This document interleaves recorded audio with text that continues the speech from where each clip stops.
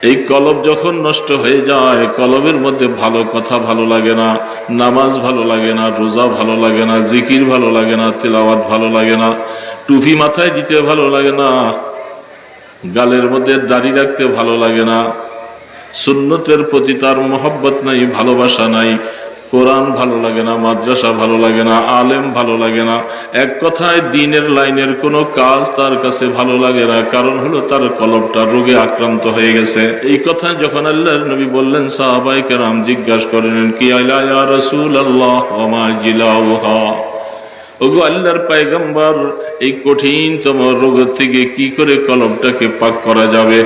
আল্লাহর নবী বলতেছেন, সাহাবারা শোনো, আমি দুইটা ওষুধের কথা তোমাদেরকে জানাই দিয়ে যাই। যেই দুইটা ওষুধ আমি বানাই নাই, আরশপতি রব্বুল আলামিন দুইটা ওষুধের কথা আমাকে জানাই দিয়েছেন।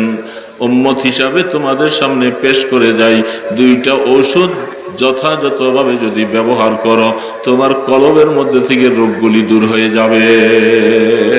একটা ঔষধ কাসরাতু যিকরিল মাউত, 2 নম্বর ঔষধ ওয়া তিলাওয়াতিল কুরআন। প্রথম ঔষধের নাম হলো বেশি বেশি করে ইমানদার মৃত্যুর কথা স্মরণ করো, বারবার করে স্মরণ করো।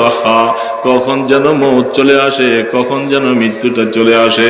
বাজারে রওনা দিয়েছি, গাড়িতে রওনা দিয়েছি, গাড়ি ড্রাইভিং করতেছি, যেই কোনো রাস্তায় চলতেছি, বিবি বাচ্চার সাথে বসে কথা বলতেছি, হঠাৎ করে দেখা যাবে মৌতটা না জানি চলে আসবে। মৌত যখন চলে আসবে, আমাকে একটা সেকেন্ড সময় দিবে না, আমাকে যাওয়াই লাগবে। কোথায় কোন জিনিস রাখলাম, কার কাছে কি পাবো, বলার মতো সময় পাবো না। এটা একটা কথাটা বারবার করে মনে রাখা, কাসরাতু যিকরিল মাউত। আল্লাহ, মৃত্যু কখন আসবে, কি নিয়ে তোমার সাথে দেখা করব, এই কথাটা জীবনে বারবার মনে রাখা। কিরে বাবা, আমরা এই ওষুধটা ব্যবহার করব, মৌতের কথা স্মরণ করব। मौत को तुम समझा गाफिल इख्तितामे जिंदगी है ये शाम जिंदगी और सुबह दवामे जिंदगी। মৃত্যুর থেকে মানুষ গাফেল বেশি, উদাসীন, সবকিছুই করতে চায়, মৃত্যুটা না আসুক এটাই চায়। কত মানুষ, ভাই মারা গেছে, মা মারা গেছে, দাফন করতে গেছে, আইসা পেরেশান, খাওয়া দাওয়া খায় না, নিয়ে আসছে, হুজুর আমার ভাইটা খাওয়া দাওয়া ছেড়ে দিয়েছে, কি সমস্যা? ও ভয় পায়। ভয় পায় কিসেকে ভয় পায়? বলে ভাই মারা গেছে, ভাইকে মাটি দিতে যাই, আসার পরের থেকে এখন সে শুধু কেবল এই তার ঘুমাইলে নাকি মৃত্যুর কথা মনে হয়। আমি তো ভালো কথা, আরে এইটার কথাই তো আল্লাহ রসুল বলছেন, এটা তো উত্তম কথা, এটার জন্য ভয় পাওয়ার কি আছে? এইটি যে আল্লাহ তোমাকে দিয়েছেন, এটার শুকর আদায় করা দরকার। বলে এখন সে খাইতে পারে না, ঘুমাইতে পারে না, তাহলে তো সে বুঝতে পারে নাই। তাকে আল্লাহ পাক হেদায়েতের দিকে আনতে চায়। সে বাবাকে মাটি দিয়েছে, মাকে মাটি দিয়েছে, এখন ভয় পায়, হায় না জানি আমি কখন চলে যাই। আরে হ্যাঁ, যেতেই হবে, যাওয়ার জন্য তৈয়ার হয়ে থাকো, যেই কোনো সময় ডাক আসবে, যাইতেই হবে, হাতে কি নিয়ে যাব, শুধু এটাই চিন্তা করো, মৌতের কথা বারবার স্মরণ করো। এ খোদার বান্দা, হিসাব নিকাশ যার পরিপূর্ণ হয়ে যায়, সে কোনোদিন পরীক্ষার জন্য টেনশন করে না, ভালো পারে, রেজাল্ট ভালো করবে। যার আমলের মধ্যে ত্রুটি আছে, সেই ভয় পারে, হায় আমার মৃত্যুর পরে কি হবে। ঈমানদার তো মৃত্যুর কথা স্মরণ করবে বারবারই। এই জন্য আল্লাহ রসুল বলছেন মৌতের কথা, আমি ব্যাখ্যা যাব না, কথা বলতে গেলে কথা বাইরে যায়। প্রথম ঔষধ আল্লাহ রসুল বলছেন, অন্তরের কালিমাগুলি, মরিচাগুলি দূর করার জন্য মৌতকে স্মরণ করবো না ইনশাআল্লাহ। শুধু বুড়ারা না, জুয়ানরাও। জুয়ান কি মরে না? জুয়ান মরে। তো মৌত যে আসবে, উযকুরু হাযিমিল লাযযাতিল মাউত, যে জিনিসে মানুষের সব আশা আকাঙ্ক্ষাকে সব বিনাশ করে দেয়, সেটার কথা বারবার স্মরণ করো। যখনই অন্যায় করবা, কোনো মানুষকে ঠগাইতে যাইবা, মাপে কম দিবা, মিথ্যা কথা বলবা, মিথ্যা সাক্ষী দিবা, তখনই মনে করো হায় রে, মৃত্যু না আমার পিছনে দাঁড়িয়ে আছে। কেমন করে আমি মাপে কম দেই, আরেকজনকে আমি ঠগাইতেছি, আরেকজনের নামে মিথ্যা সাক্ষী দিতেছি, এই কথাটা তখন স্মরণ করো, দেখবা আল্লাহু আকবার, আস্তে আস্তে করে তুমি হেদায়েতের পথে চলে আসবা। অপরের কিছু জিনিস দেখে তোমার অন্তরের মধ্যে যদি এইভাবে করে সব বিতৃষ্ণা ভাব লাগে, তার এত বেচা কিনা দোকানে, আমার বেচা কিনা কম, হিংসা মরতেছ, মৌতের কথা স্মরণ করো, আর তাকে যে আল্লাহ দিতেছে আমাকে তিনি দিবে, মৌতের কথা স্মরণ করো। রাস্তায় চলতে চলতে, হাঁটতে বসতে সবসময় মৌত, মৌতের কথা আল্লাহ। এই জন্য এই ওষুধটা বেশি বেশি ব্যবহার করো, দৈনিক 20 বার করে কমপক্ষে মৃত্যুর কথা স্মরণ করো, ইমানের মৌত নসিব হবে।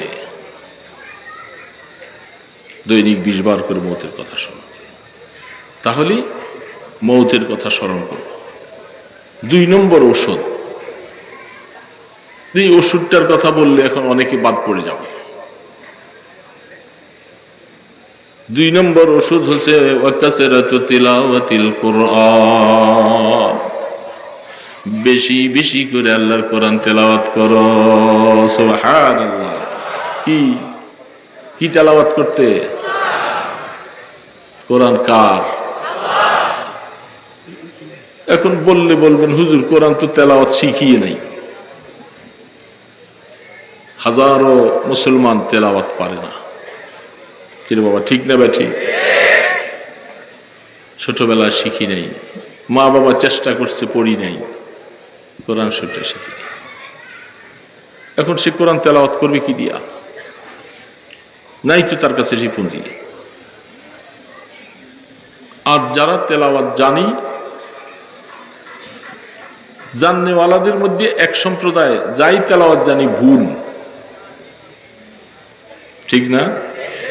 আরেক সম্প্রদায় তেলাওয়াত জানি কিন্তু তেলাওয়াত করি না। খুব কম সংখ্যক মানুষ তেলাওয়াত করে। আওয়াম মানুষের মধ্যে কোরআন তেলাওয়াত করেনওয়ালার সংখ্যা খুব কম।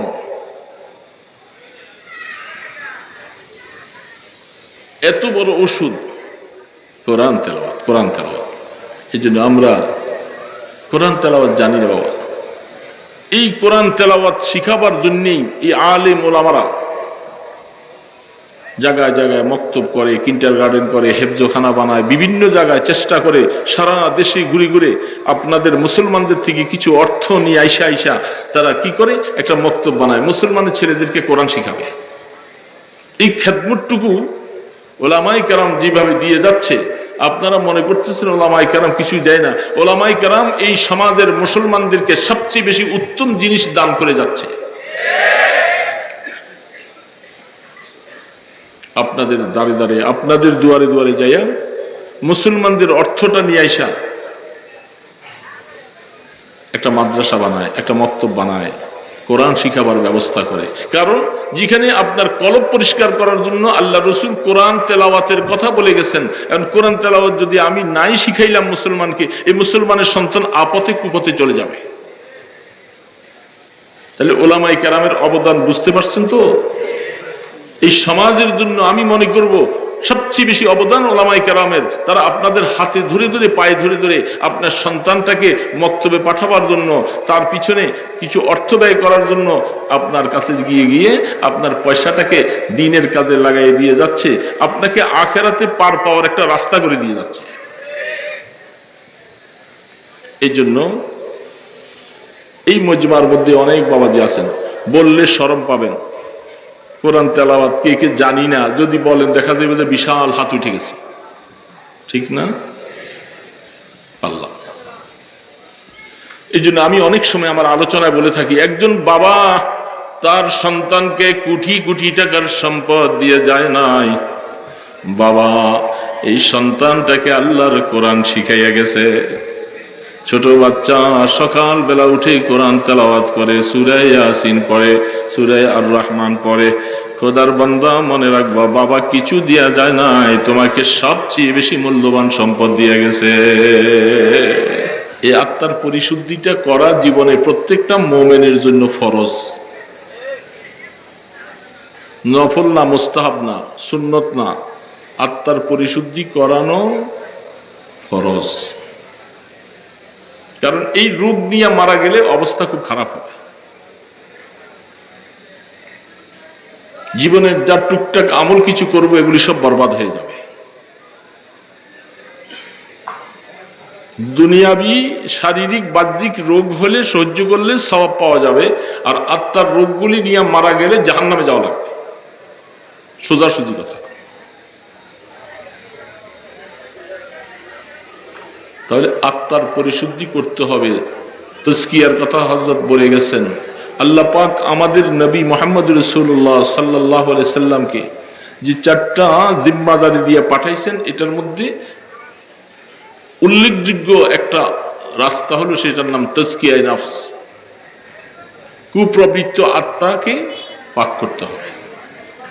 এই জন্য পাক করার দুনিয়াবি লাইনে কোনো ডিসপেন্সারি, কোনো ডাক্তারের কাছে এর কোনো ওষুধ পাওয়া যায় না। এর ওষুধ নিতে হবে কোরআন এবং হাদিস থেকে। কোরআন এবং হাদিসে তার ওষুধগুলি বাতাইছেন।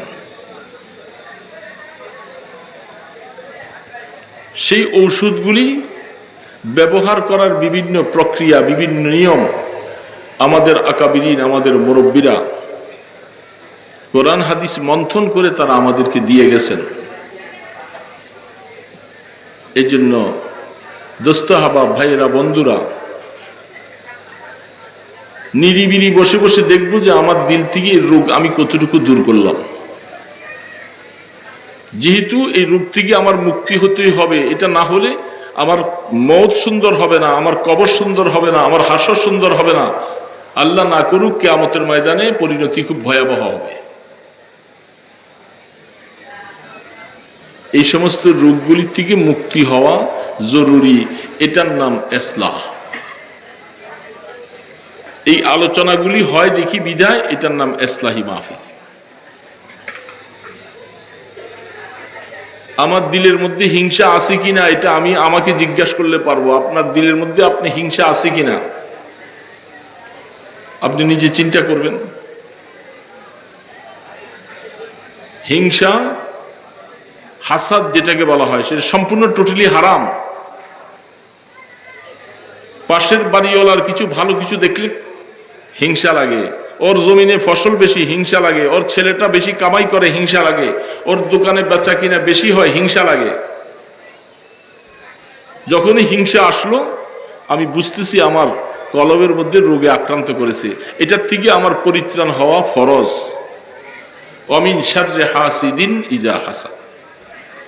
আল্লাহ পাক আল্লাহর নবীকে শিখিয়ে দিয়েছেন যে হিংসার থেকে পরিত্রাণ হতে হবে। এই জন্য বন্ধুরা, ভাইরা, যে রোগগুলি আলোচনা করতেছিলাম, এটি তো লম্বা আলোচনা করার বিষয়। এই রোগগুলি আমার ভিতরে আছে কিনা আমাকে তালাশ করতে হবে। যদি এই রোগ থাকে, এই রোগের ওষুধ আমাকে ব্যবহার করা লাগবে। হাদিস শরীফের মধ্যে বলতেছেন, নবী করিম সাল্লাল্লাহু আলাইহি সাল্লাম ইরশাদ ফরমান, ইন্নাল কুলুবা তাসদাউ কামা ইয়াসদাউল হাদীদ ইযা আসাবাহুল মা। قيل يا رسول الله وما جلاؤها؟ قال كثرة ذكر الموت وتلاوة القرآن। प्यारा नबी सल्लल्लाहु अलैहि वसल्लम इरशाद फरमान, যেমনি ভাবে লোহাটার মধ্যে পানি পড়লে পানি পড়ার কারণে লোহাটা ঝং হয়ে যায়, মরিচা পড়ে যায়, আস্তে আস্তে করে সেটা মাটিতে খেয়ে ফেলে ভস্ম হয়ে যায়, এমনি ভাবে বনি আদম মুসলমান তাদের কলবের মধ্যে গুনার কারণে একটা একটা করে এইভাবে কলবটা সব নষ্ট হয়ে যায়। এই কলব যখন নষ্ট হয়ে যায়, কলবের মধ্যে ভালো কথা ভালো লাগে না, নামাজ ভালো লাগে না, রোজা ভালো লাগে না, জিকির ভালো লাগে না, তিলাওয়াত ভালো লাগে না, টুপি মাথায় দিতে ভালো লাগে না, গালের মধ্যে দাড়ি রাখতে ভালো লাগে না, সুন্নতের প্রতি তার মহব্বত নাই, ভালোবাসা নাই, কোরআন ভালো লাগে না, মাদ্রাসা ভালো লাগে না, আলেম ভালো লাগে না, এক কথায় দ্বীনের লাইনের কোনো কাজ তার কাছে ভালো লাগে না। কারণ হলো তার কলবটা রোগে আক্রান্ত হয়ে গেছে।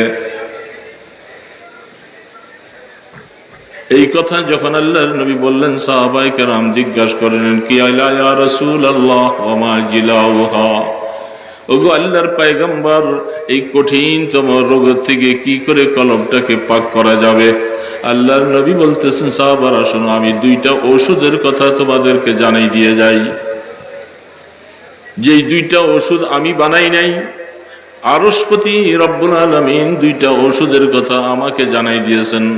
উম্মত হিসাবে তোমাদের সামনে পেশ করে যাই, দুইটা ওষুধ যথাযথভাবে যদি ব্যবহার করো, তোমার কলবের মধ্যে থেকে রোগগুলি দূর হয়ে যাবে।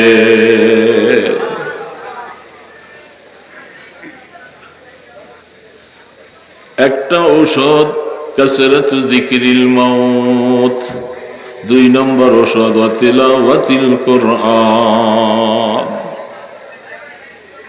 প্রথম ঔষধের নাম হলো বেশি বেশি করে ইমানদার মৃত্যুর কথা স্মরণ করো, বারবার করে স্মরণ করো। কখন যেন মৌত চলে আসে, কখন যেন মৃত্যুটা চলে আসে। বাজারে রওনা দিয়েছি, গাড়িতে রওনা দিয়েছি, গাড়ি ড্রাইভিং করতেছি, যেই কোনো রাস্তায় চলতেছি, বিবি বাচ্চার সাথে বসে কথা বলতেছি, হঠাৎ করে দেখা যাবে মৌতটা না জানি চলে আসবে। মৌত যখন চলে আসবে, আমাকে একটা সেকেন্ড সময় দিবে না, আমাকে যাওয়াই লাগবে। কোথায় কোন জিনিস রাখলাম, কার কাছে কি পাবো, বলার মতো সময় পাবো না। এটা একটা কথাটা বারবার করে মনে রাখা, কাসরাতু যিকরিল মাউত। আল্লাহ, মৃত্যু কখন আসবে, কি নিয়ে তোমার সাথে দেখা করব। এই কথাটা জীবনে বারবার মনে রাখা। কিরে বাবা, আমরা এই ওষুধটা ব্যবহার করব, মৌতের কথা স্মরণ করব। मौत को तुम समझा गाफिल इख्तितामे जिंदगी है ये शाम जिंदगी और सुबह दवामे जिंदगी। মৃত্যুর থেকে মানুষ গাফেল বেশি, উদাসীন, সবকিছুই করতে চায়, মৃত্যুটা না আসুক এটাই চায়। কত মানুষ ভাই মারা গেছে, মা মারা গেছে, দাফন করতে গেছে, আইসা পেরেশান, খাওয়া দাওয়া খায় না, নিয়ে আসছে, হুজুর আমার ভাইটা খাওয়া দাওয়া ছেড়ে দিছে, কি সমস্যা? ও ভয় পায়। ভয় পায় কিসেকে ভয় পায়? বলে ভাই মারা গেছে, ভাইকে মাটি দিতে যাই, আসার পরের থেকে এখন সে শুধু কেবল এই তার ঘুমাইলে নাকি মৃত্যুর কথা মনে হয়। আমি তো ভালো কথা, আরে এইটার কথাই তো আল্লাহ রাসূল বলছেন, এটা তো উত্তম কথা, এটার জন্য ভয় পাওয়ার কি আছে? এইটি যে আল্লাহ তোমাকে দিয়েছেন, এটার শুকর আদায় করা দরকার। বলে এখন সে খাইতে পায় না, ঘুমাইতে পারে না, তাহলে তো সে বুঝতে পারে নাই। তাকে আল্লাহ পাক হেদায়েতের দিকে আনতে চায়। সে বাবাকে মাটি দিয়েছে, মাকে মাটি দিয়েছে, এখন ভয় পায়, হায় না জানি আমি কখন চলে যাই। আরে হ্যাঁ, যেতেই হবে, যাওয়ার জন্য তৈয়ার হয়ে থাকো, যেই কোনো সময় ডাক আসবে, যাইতেই হবে। হাতে কি নিয়ে যাব, শুধু এটাই চিন্তা করো, মৌতের কথা বারবার স্মরণ করো। এ খোদার বান্দা, হিসাব নিকাশ যার পরিপূর্ণ হয়ে যায়, সে কোনোদিন পরীক্ষার জন্য টেনশন করে না, ভালো পারে, রেজাল্ট ভালো করবে। যার আমলের মধ্যে ত্রুটি আছে, সেই ভয় পারে, হায় আমার মৃত্যুর পরে কি হবে। ঈমানদার তো মৃত্যুর কথা স্মরণ করবে বারবারই। এই জন্য আল্লাহ রাসূল বলছেন মৌতের কথা, আমি ব্যাখ্যা যাব না, কথা বলতে গেলে কথা বাইরে যায়। প্রথম ঔষধ আল্লাহ রাসূল বলছেন, অন্তরের কালিমাগুলি, মরিচাগুলি দূর করার জন্য মৌতকে স্মরণ করো। করবো না ইনশাআল্লাহ? শুধু বুড়ারা না, জুয়ানরাও। জুয়ান কি মরে না? জুয়ান মরে। তো মৌত যে আসবে, উযকুরু হাযিমিল লাযযাতিল মাউত, যে জিনিসে মানুষের সব আশা আকাঙ্ক্ষাকে সব বিনাশ করে দেয়, সেটার কথা বারবার স্মরণ করো। যখনই অন্যায় করবা, কোন মানুষকে ঠগাইতে যাইবা, মাপে কম দিবা, মিথ্যা কথা বলবা, মিথ্যা সাক্ষী দিবা, তখনই মনে করো হায় রে, মৃত্যু না আমার পিছনে দাঁড়িয়ে আছে। কেমন করে আমি মাপে কম দেই, আরেকজনকে আমি ঠগাইতেছি, আরেকজনের নামে মিথ্যা সাক্ষী দিতেছি। এই কথাটা তখন স্মরণ করো, দেখবা আল্লাহু আকবার, আস্তে আস্তে করে তুমি হেদায়েতের পথে চলে আসবা। অপরের কিছু জিনিস দেখে তোমার অন্তরের মধ্যে যদি এইভাবে করে সব বিতৃষ্ণা ভাব লাগে, তার এত বেচা কিনা দোকানে, আমার বেচা কিনা কম, হিংসা মরতেছ, মৌতের কথা স্মরণ করো। আর তাকে যে আল্লাহ দিতেছে আমাকে তিনি দিবে, মৌতের কথা স্মরণ করো। রাস্তায় চলতে চলতে, হাঁটতে বসতে সবসময় মৌত, মৌতের কথা আল্লাহ। এই জন্য এই ওষুধটা বেশি বেশি ব্যবহার করো, দৈনিক 20 বার করে কমপক্ষে মৃত্যুর কথা স্মরণ করো। ইমানের মৌত নসিব হবে, দৈনিক 20 বার করে মৌতের কথা স্মরণ করো, তাহলে মৌতের কথা স্মরণ করো। 2 নম্বর ওষুধ, এই ওষুধটার কথা বললে এখন অনেকে বাদ পড়ে যাবে। 2 নম্বর ওষুধ হচ্ছে ওয়াকাসরাতু তিলাওয়াতিল কুরআন, বেশি বেশি করে আল্লাহর কোরআন তেলাওয়াত করো। সুবহানাল্লাহ। কি কি তেলাওয়াত করতে? কোরআন কার? এখন বললে বলবেন হুজুর কোরআন তো তেলাওয়াত শিখিয়ে নাই। হাজারো মুসলমান তেলাওয়াত পারে না, কিন্তু বাবা ঠিক না ব্যাঠি? ছোটবেলায় শিখি নাই, মা বাবা চেষ্টা করছে পড়ি নাই, কোরআন শরীফ শিখি। এখন সে কোরআন তেলাওয়াত করবে কি দিয়া? নাই তো তার কাছে সেই পুঁজি। আর যারা তেলাওয়াত জানি, জাননেওয়ালাদের মধ্যে এক সম্প্রদায় যাই তেলাওয়াত জানি ভুল, ঠিক না? আরেক সম্প্রদায় তেলাওয়াত জানি কিন্তু তেলাওয়াত করি না। খুব কম সংখ্যক মানুষ তেলাওয়াত করে। আওয়াম মানুষের মধ্যে কোরআন তেলাওয়াত করেনওয়ালার সংখ্যা খুব কম।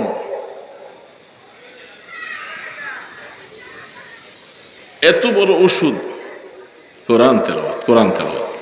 এই জন্য আমরা কোরআন তেলাওয়াত জানি না বাবা। এই কোরআন তেলাওয়াত শিখাবার জন্যই এই আলেম ওলামারা জায়গায় জায়গায় মক্তব করে, কিন্ডারগার্টেন করে, হেফজখানা বানায়, বিভিন্ন জায়গায় চেষ্টা করে, সারা দেশে ঘুরে ঘুরে আপনাদের মুসলমানদের থেকে কিছু অর্থ নিয়ে আইসা তারা কি করে, একটা মক্তব বানায়, মুসলমানের ছেলেদেরকে কোরআন শিখাবে। এই খেদমতটুকু ওলামায়ে কেরাম যেভাবে দিয়ে যাচ্ছে, আপনারা মনে করতেছেন ওলামায়ে কেরাম কিছু দেয় না। ওলামায়ে কেরাম এই সমাজের মুসলমানদেরকে সবচেয়ে বেশি উত্তম জিনিস দান করে যাচ্ছে। আপনাদের দাঁড়ে দাঁড়ে, আপনাদের দুয়ারে দুয়ারে যাইয়া মুসলমানদের অর্থটা নিয়ে আইসা একটা মাদ্রাসা বানায়, একটা মক্তব বানায়, কোরআন শিখাবার ব্যবস্থা করে। কারণ যেখানে আপনার কলব পরিষ্কার করার জন্য আল্লাহ রসুল কোরআন তেলাওয়াতের কথা বলে গেছেন, কারণ কোরআন তেলাওয়াত যদি আমি নাই শিখাইলাম মুসলমানকে, এই মুসলমানের সন্তান আপথে কুপথে চলে যাবে। তাহলে ওলামায়ে কেরামের অবদান বুঝতে পারছেন তো?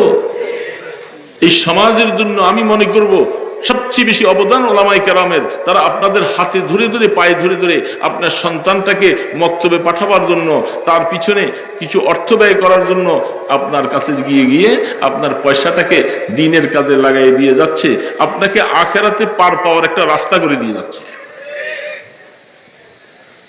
এই জন্য এই মজমার মধ্যে অনেক বাবাজি আছেন, বললে শরম পাবেন, কোরআন তেলাওয়াত কে কে জানি না যদি বলেন, দেখা যাবে যে বিশাল হাত উঠে গেছে, ঠিক না?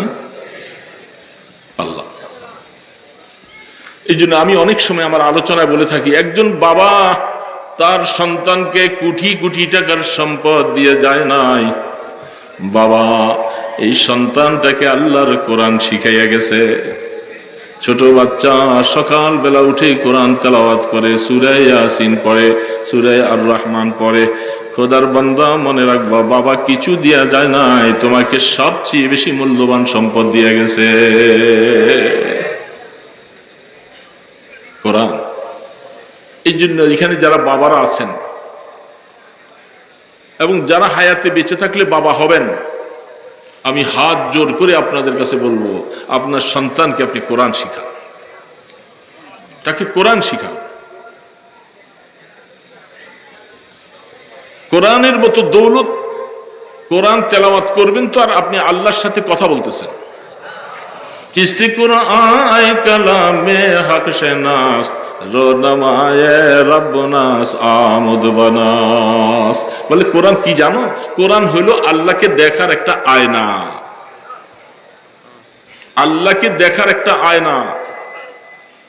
কোরআন পড়ো আর দেখো, যেহেতু কোরআনের লফজের ভিতরে আমার আল্লাহ পাকের নূর লুকায়িত আছে। সুবহানাল্লাহ। এই জন্য কোরআন, আমরা বাচ্চাদেরকে কোরআন শেখাবো, কোরআনের ঘরগুলাকে মহব্বত করব, ভালোবাসবো।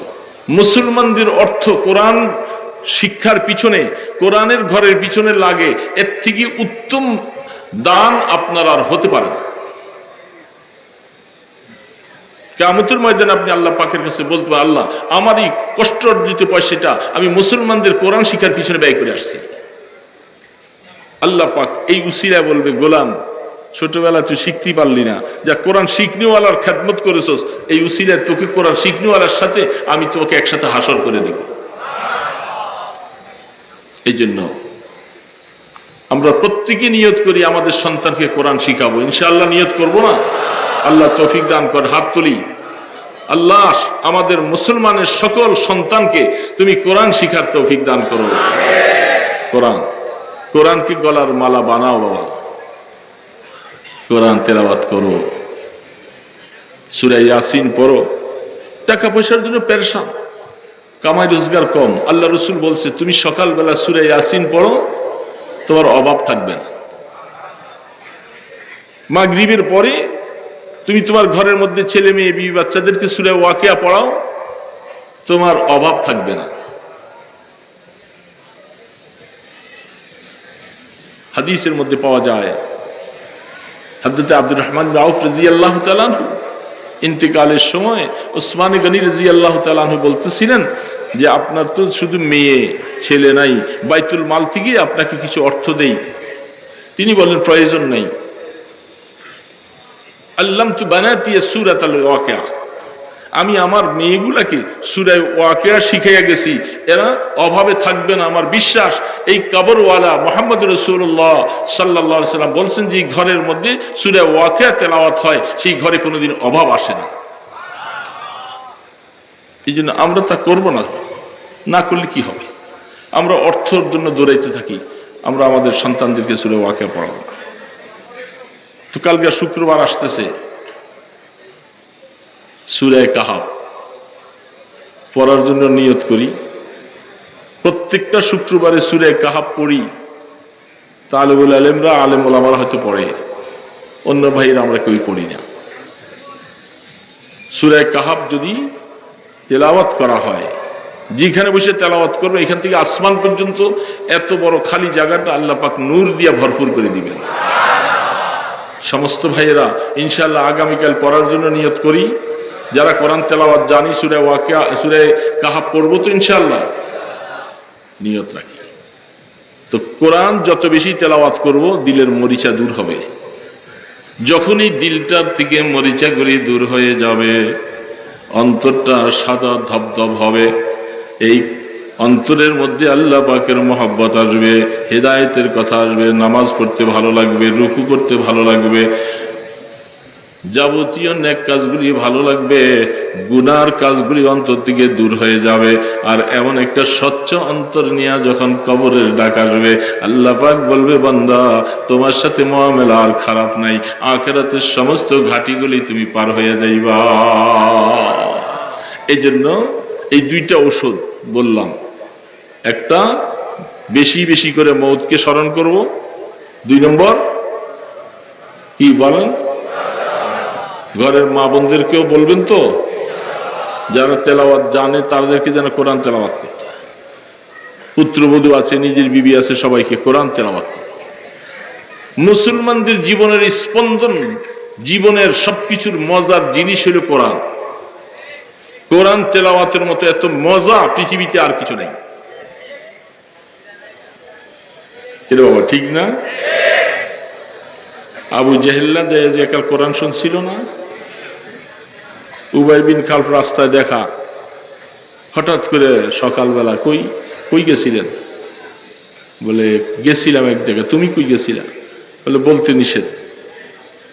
পরে দুইজন বলতেছেন তা আর কিছু নাই, আসলে মোহাম্মদের সাথে কারো কাছে বলবি না, দুশ্মনী করে ঠিকই, কিন্তু এই যে আল্লাহর নবী তাহাজ্জুদের নামাজ পড়েন, কোরআন শরীফ তেলাওয়াত করেন, ঘরের পিছনে দাঁড়ায় দাঁড়াইয়া দুইজনে কোরআন শুনে আসে। বাস্তব কথা, বিরোধিতা করতেছি ভিন্ন কথা। কোরআনের তেলাওয়াত যে এত মজা, এটা মানুষের কাছে বললে আমাদের অনুসারীরা সব ছুটে যাবে। কাফেররাও বুঝছে যে কোরআন তেলাওয়াত মজা। আফসুস, মুসলমান হইয়া বুঝলাম না যে কোরআনের মজা কি। মুসলমান শুধু ঘুমাইয়া থাকি, কোরআন তেলাওয়াত করি না। এই জন্য কোরআন তেলাওয়াত করব। অনেক আলেম ভাইরা আছি যাদের কোনো ইমামতি নেই, জিম্মাদারি নেই, ফজরটা পড়েই কোন রকম ঘুমাইয়া থাকে, তেলাওয়াত করে না। তাকে জবাব দিতে হবে যে তুমি কোরআন শিখলা, কোরআন তেলাওয়াত কেন করো না? এই জন্য আমরা কোরআন তেলাওয়াত করব। আর যারা শিখি নাই, বয়স্ক কোরআন শিখানো হয় আজকে বিভিন্ন মসজিদে, মাদ্রাসায়। আমাদের মাদ্রাসায় ইনশাআল্লাহ সকালবেলা কারি সাহেব রাখা হয়েছে, আমাদের বয়স্কদের কোরআন শিখানো হয়। যারা আশপাশে আছেন কোরআন শিখবেন সকালবেলা আইসা। আপনাকে হাদিয়া দেওয়া লাগবে না, পয়সা দেওয়া লাগবে না, আমরা কোরআন শিখব। তো বিশেষ করে এই হাজীপাড়া মাদ্রাসা আপনাদের মাদ্রাসা। আল্লাহ পাক এই মাদ্রাসাকে কিয়ামত পর্যন্ত যেন কবুল করেন।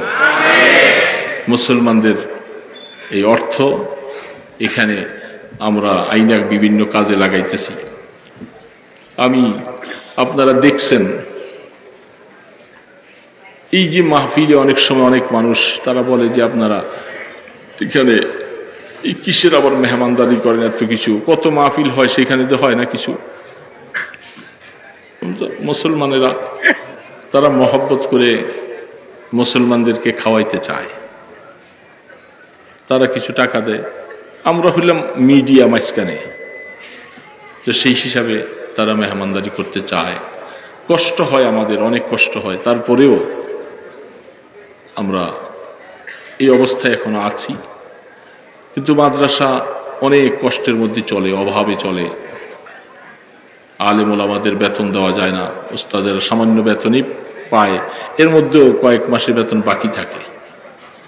এবছর করোনার কারণে তো হালাত খুব খারাপ গেছে, দেশের অবস্থা ভালো না, ব্যবসার অবস্থা ভালো না, উস্তাদদের বেতন দেওয়া যায় না। 7.5 লাখ টাকা প্রতি মাসে বেতন আসে, এর মধ্যে বেতন দেওয়া যায় না, কষ্ট হয়। এর মধ্যে ঘরের দরকার, একটা অজুখানা বানাইতেছি, আপনারা দেখছেন মনে হয়, দেখছেন অনেকে, কারা কারা দেখছেন? সুবহানাল্লাহ, অনেকেই দেখছেন। এই যে একটা অজুখানা বানাইতেছি আমরা, বিল্ডিংটার ফাউন্ডেশন দেওয়া হয়েছিল 6-7 তলা, অজুখানার কাজ চলছে। মুসলমানের অর্থ, মুসলমানরা অজু করবে, মুসলমানরা নামাজের আগে পবিত্রতা অর্জন করবে, টয়লেট লাগবে, এটা লাগবে, সেটা লাগবে, সবগুলি সওয়াবের কাজ। মুসলমানদের অর্থ, টয়লেটের মধ্যে টাকা দিলে মানুষ মনে করে বুঝি আমার টাকাটা কাজে লাগবে না, তাইলে আপনি বাড়িতে যে টয়লেট বানাইছেন এগুলি ভাগ্যে ভালোই সব। আপনি কত টাকা পয়সা খরচ করে এক একটা টয়লেট বানাইছেন না বাসায়? পবিত্রতা অর্জন করতে হলে তো টয়লেট লাগবে। আর যে কোনো জায়গায় মেহমানদারি খাওয়ার আগে মানুষ চিন্তা করে যে আমার যদি টয়লেটের ব্যাগ হয়, আগে ওইটার ব্যবস্থা থাকার পরে সে খায়। বহুত বড় মুসিবত, অনেক বড় নেয়ামত। আল্লাহ পাক এই টয়লেটটার ব্যবস্থা করে দিয়েছেন। রাস্তায় ঘাটে যেখানে সেখানে যদি হঠাৎ করে সমস্যা হয়, কি মুসিবত! জীবনে এর থেকে বড় মুসিবত আর নেই। তো সেই জায়গার মধ্যে অনেক মুসলমানরা মনে করে টয়লেটে টাকা দিলে বুঝি সওয়াব হবে না, বুঝেই নেই। এই জন্য অনেকগুলি টয়লেট বানানো হচ্ছে, ছাত্রদের গোসলখানা, সব কিছু ইন্তজাম, বহু টাকা চলে গেছে। এই অজুখানাটা এটার করার জন্য পরিকল্পনা শুরু করছি। বহু মুসলমানদের কাছে আমরা যাইতে পারি না, সবসময় চিনি না সবাইকে, যাদেরকে চিনি তাদের কাছে যাই, আর যাকে চিনতে পারি নাই অনেক অনেক জায়গার মধ্যে অনেক মহারথী পড়ে আছে চুপচাপ, আমি যাইতে পারি না, এই জন্য আমি আনতে পারি না। লা হাওলা ওয়ালা কুওয়াতা ইল্লা বিল্লাহিল আলিয়্যিল আযীম। اللهم صل على سيدنا محمد وعلى آله وأصحابه وبارك وسلم. اللهم صل على سيدنا محمد وعلى آله وأصحابه وبارك وسلم. الحمد لله رب العالمين والصلاة والسلام على أشرف الأنبياء والمرسلين. ربنا ظلمنا أنفسنا وإن لم تغفر لنا وترحمنا لنكونن من الخاسرين. আয় আল্লাহ, 2 দিন ব্যাপী ইসলাহি মাহফিলের প্রথম দিনের শেষ অধিবেশনে গভীর রাত্র দূর দূরান্ত থেকে নেককারেরা, উলামায়ে কেরাম, জাকিরিন শাকিরিনরা এসে হাত তুলেছি। আল্লাহ জুমার রাত্র আমাদের দুরুদ সালামের হাদিয়াগুলোই মেহেরবানি করে রওজা পাকে পৌঁছায়া দাও। আল্লাহ জীবনের গুনাহ নিয়ে হাত তুলেছি গো আল্লাহ, আমরা জীবনে অনেক গুনাহ করেছি আল্লাহ, মেহেরবানি করে আমাদের গুনাহগুলি মাফ করে দাও আল্লাহ। আল্লাহ গোলাম তো আপনার, গুনাহ করেছি আপনার কাছে, ক্ষমা চাই, দয়া করে আমাদেরকে ক্ষমা করে দাও আল্লাহ। আপনি ক্ষমা না করলে আমাদের যাবার মতো আর কোনো রাস্তা নাই, আর কোনো মাবুদ নাই, আমরা কার কাছে গিয়ে আশ্রয় নিব?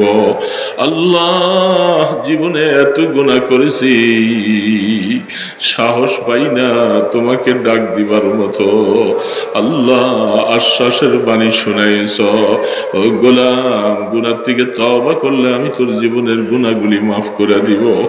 আল্লাহ আমরা তওবা করেছি, তওবাকে নসুহাতান কবুল করে আমাদেরকে মাফ করে দাও আল্লাহ। মাফ না করলে আমরা কই যাব? আমরা তো শাস্তি সহ্য করতে পারবো না আল্লাহ। অন্ধকার কবরে নিয়ে আমাদেরকে বেইজ্জতি করো না আল্লাহ। আল্লাহ কবরের মধ্যে আগুন জ্বালাইয়া পোড়াই দিও না আল্লাহ। আল্লাহ ছেলে মেয়েরা কানবে, আমাদের সাথে কেউ যাবে না, আবার কবরে আমি একাই থাকবো, আবার কবরে আমি একাই থাকবো।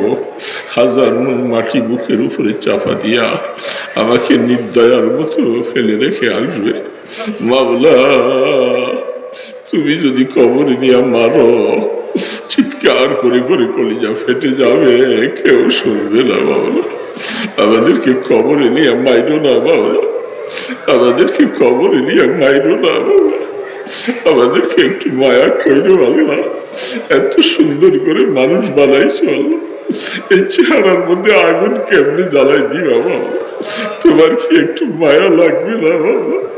মাওলা দুনিয়ার মানুষ মারলে একখান থেকে আরেকখানে দৌড়াইয়া যায়, তুমি মারলে এই গোলামের যাওয়ার আর কোন রাস্তা নাই মাওলা।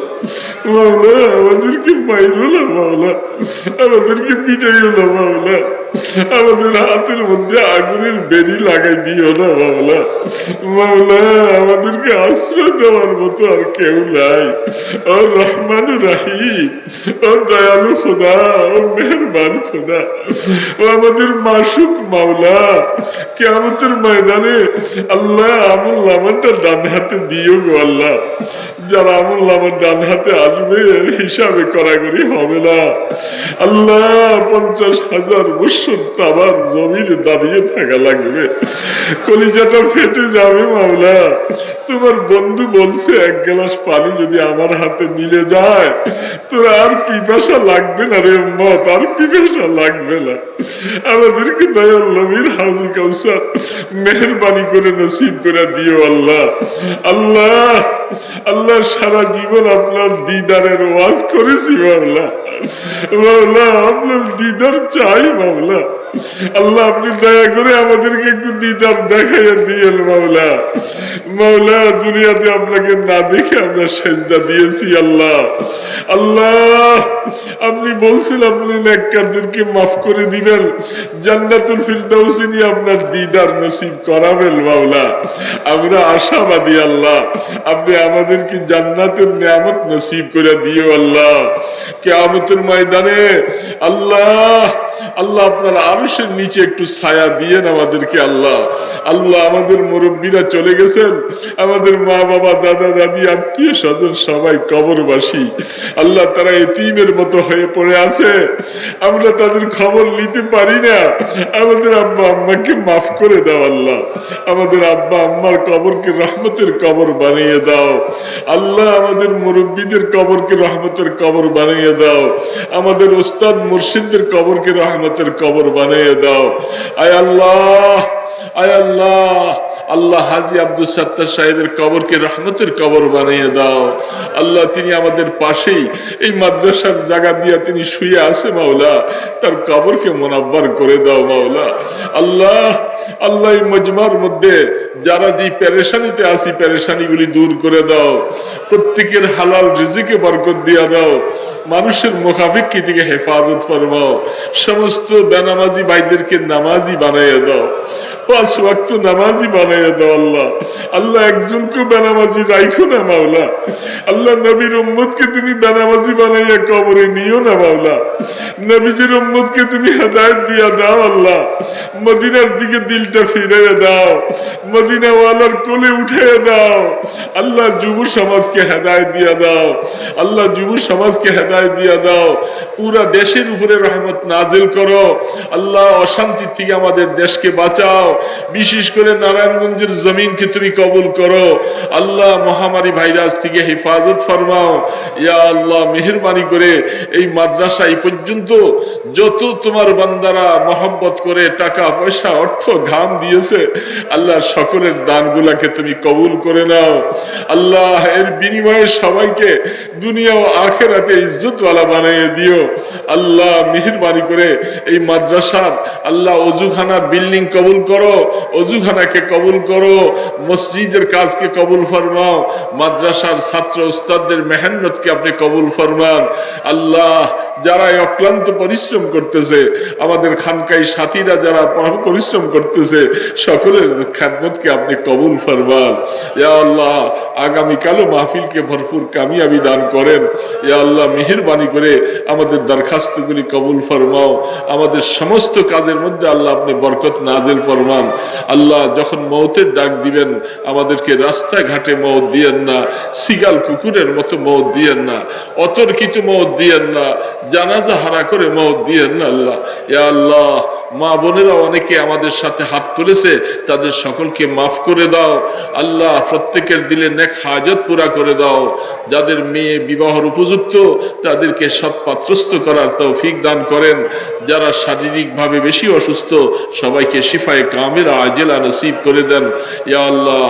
আপনার হাবিব যতগুলি দোয়া করেছেন আল্লাহ, আপনার কাছে যত কিছু চেয়েছেন আমরাও আপনার কাছে সবকিছু চাই আল্লাহ। আপনার হাবিব যত কিছু থেকে আপনার কাছে ফানা চেয়েছেন আল্লাহ, আমরা ওই সমস্ত জিনিস থেকে আপনার কাছে ফানা চাই। মেহেরবানি করে মদিনা ওয়ালার কদম মোবারকের উসিলা দোয়া কবুল ফরমাও, আপনার হাবিবের তোফাইলে দোয়া কবুল ফরমান, আপনার ইসমে আজমের উসিলা দোয়া কবুল ফরমান।